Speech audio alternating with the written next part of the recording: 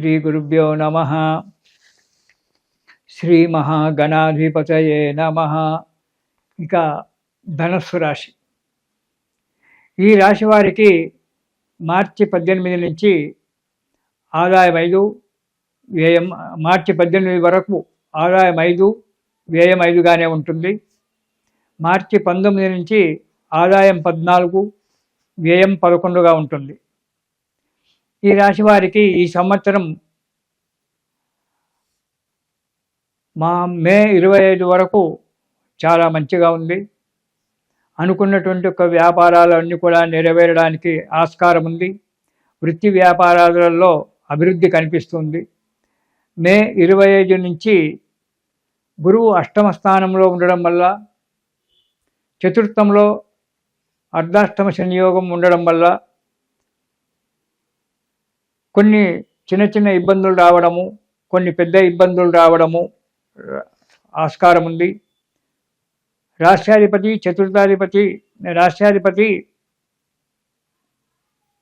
ధనురాష్ట్రాధిపతి ఉచ్చస్థానంలో అష్టమ స్థానంలో ఉంటున్నాడు. చతుర్థ స్థానంలో ధనాధిపతి చతుర్థంలో అర్ధాష్టమ యోగంలో ఉన్నాడు. కాబట్టి జాగ్రత్తగా ఉండడం చాలా మంచిది. చిన్న చిన్న ఇబ్బందులే పెద్ద పెద్ద ఇబ్బందులు కావచ్చు. రాబడి తగ్గిపోవచ్చు. ప్రయాణాల విషయంలో చాలా జాగ్రత్తగా ఉండండి. చేయని తప్పులకు శిక్ష అనుభవించి రావాల్సి వస్తుంది. సంఘంలో ఇంతకుముందు పెరిగినటువంటి విలువలు తగ్గిపోయి సంఘంలో అపనిందల పాలు కావాల్సడానికి ఆస్కారం ఏర్పడుతుంది. కానీ కొత్త కార్యక్రమాలన్నీ కూడా వాటికి పునాదులు వేస్తారు. ఈ కార్యక్రమం చేస్తే ఇలా ఉంటుంది, ఆ కార్యక్రమం చేస్తే అలా ఉంటుందని చెప్పి కొత్త కొత్త వ్యాపారాలకు కొత్త వాటి గురించి ప్రయత్నం చేస్తుంటారు. కానీ బాగా ఆలోచించి ప్రయత్నం చేయండి.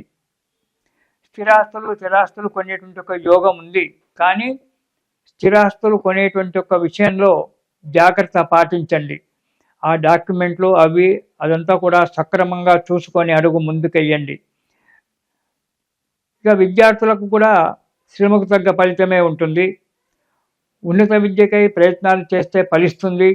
విదేశాలకు వెళ్ళడానికి ప్రయత్నం చేస్తే ఫలిస్తుంది. విదేశాల్లో ఉండబడిన ఒక విద్యార్థులు చదివి రాణించి మంచి గుర్తింపు పొందుతారు. విదేశాలలో ఉండేటువంటి ఒక వ్యక్తులు ఈ ధనుసు రాశి వారు అన్ని విధాలా అనుకూలంగా ఉంటుంది. కొన్ని అర్ధాష్టమ శనియోగం వల్ల కొన్ని ఇబ్బందులు రావడానికి ఆస్కారం ఉంది. కాబట్టి వాటిని తట్టుకోవడానికి జాగ్రత్తగా ఉండండి. ఫలితం సాధించుకోండి. ఉద్యోగులకు శ్రమకు తగ్గ ఫలితం ఉంటుంది. మీరు ఎంత ప్రయత్నం చేస్తే అంతే. ప్రమోషన్లు రావడానికి కోరుకున్న చోటికి బదిలీ కావడం అనేటువంటిది జరగకపోవచ్చు. కొందరికి కొన్ని విషయాలలో కష్టపడ్డ వారికి, అందుకని చెప్తున్నాను, శ్రమకు తగ్గ ఫలితం. మీరు మంచిగా కష్టపడి మంచిగా అక్కడ కార్యక్రమాలు చేసినట్టయితే మీకు అనుకున్న చోటికి ప్రమోషన్లు రావడం జరుగుతుంది. లేదా ఏదో ఒక చోటికి బదిలీ కావడం అనేటువంటిది జరుగుతుంది. ప్రైవేట్ ఉద్యోగస్తులకు జాగ్రత్త అవసరము. ఉద్యోగం మార్పిడి చేసుకుంటారు ప్రైవేటు ఉద్యోగస్తులు.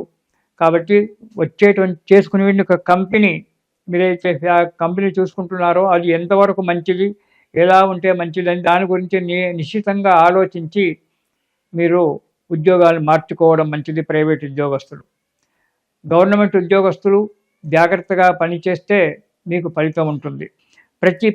ప్రతి పనిలో ముందడుగు వేస్తారు. ఎందుకంటే జన్మాధిపతి రాష్ట్రాధిపతి ఉచ్చస్థానంలో ఉన్నాడు. కాబట్టి అష్టమ స్థానంలో ఉన్నప్పటికీ కూడా గురువు ఉచ్చస్థానంలో ఉంటున్నాడు. కాబట్టి ఆరోగ్యంగా ఉంటారు. చేసే ప్రతి పనిలో కూడా విజయం జరుగుతోంది. కాబట్టి అంతా విజయాలు జరుగుతున్నాయి కదా అని చెప్పి ఆలోచించకండి. ఇక్కడ మనకు ఎదురు చూసుకుంటూ అర్ధాష్టమ శనియోగం ఉంది.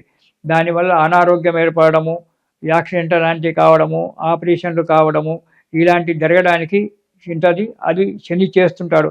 కాబట్టి చాలా జాగ్రత్తగా ఉండడం చాలా మంచిది. డబ్బు ఖర్చు విషయంలో కూడా చేయడం మంచిది. అయితే మే 26 తర్వాత కుటుంబంలో కొంత సుఖశాంతులు ఏర్పడము, కొత్త బంధువులతో పరిచయం కావడము, మానసిక చింతలు కొన్ని తొలగిపోవడము ఇవన్నీ ఉంటాయి. కొన్ని చిన్న చిన్న సమస్యలు మాత్రం ఉంటాయి. ఆ సమస్యలను నిదానంగా పరిష్కారం చేసుకోవడము, శాంతంగా పరిష్కారం చేసుకోవడం చాలా మంచిది. కార్యక్రమాలలో ఏ కార్యక్రమాలలో మీరు పాల్గొన్నా విజయం సాధించడానికి ఉంది. ఎంత ధనమైనా ఖర్చు చేయడానికి వెనకాడరు. ఏదైనా కార్యక్రమం పెట్టుకొని ఆ కార్యక్రమంలో విజయం సాధించాలంటే కొంత డబ్బు ఖర్చు అవుతుంది. కానీ మీరు అలా కాదు, అందులో ఎలాగైనా విజయం సాధించాలి అనేటువంటి ఒక పట్టుదల చేత అధిక మొత్తాన్ని ఖర్చు చేసి తర్వాత బాధపడుతూ ఉంటారు. కాబట్టి ఖర్చు చేసేటువంటి ఒక విషయంలో చేయండి. ఆ కార్యక్రమాన్ని పెట్టుకోకపోవడము మంచిది. జాగ్రత్తగా ఆలోచించండి. ఇక వ్యాపారస్తులకు అన్ని రకాల వ్యాపారాలు లాభసాటిగా ఉంటాయి. మీరు ఏ రంగంలో ఏ వ్యాపారము ఏ రంగంలో ఎక్కడ పెట్టుకున్నా సరే వ్యాపారంలో డెవలప్మెంట్ మంచిగా ఉంటుంది. కొత్త వ్యాపారాలు ఫలిస్తాయి, కానీ ఫలితాలు తక్కువగా వస్తాయి. ముందు ముందు అది డెవలప్ అవుతుంటే ఆ ఫలితాలు వస్తుంటాయి. పెట్టుబడులు పెట్టే విషయంలో, లావాదేవీల విషయంలో చాలా జాగ్రత్తగా ఉండడం మంచిది. మీరు జాగ్రత్తగా ఉండి ఎదుటి వ్యక్తులను కూడా నిశితంగా ఆలోచించి సంప్రదించి మాత్రమే పెట్టుబడులు పెట్టండి. అంతేగాని తొందరపాటుతనంతో వారు చెప్పినారని చెప్పి పెట్టి డబ్బు నష్టపోకండి. ఇక ఈ ధనుసు రాశి వారు ఈ సంవత్సరం మొత్తం అంతా కూడా ప్రతిరోజు శివస్తోత్రం పారాయణం చేయండి. శివుని గనక నమ్ముకున్నట్టయితే సకల దోషాలు వెళ్ళిపోయి మీకు అన్ని విధాల అనుకూలమైన వాతావరణం ఏర్పడడానికి ఆస్కారం ఉంది. కాబట్టి ఈ ధనుసు రాశి వారు శివస్తోత్రం పారాయణం చేయండి. దానితో పాటు శని స్తోత్రం కూడా పారాయణం చేసినట్టయితే అర్ధాష్టమ శని యొక్క దోషం కొంతవరకు సమస్యగా ఉండి మీకు అనుకూలమైన వాతావరణం ఏర్పడుతుంది. కాబట్టి శని స్తోత్రము శివస్తోత్రము రెండు కూడా ఈ సంవత్సరం పారాయణం చేస్తే ఈ ధనుసు రాశి వారికి శుభం కలుగుతుంది. ఇది శుభం.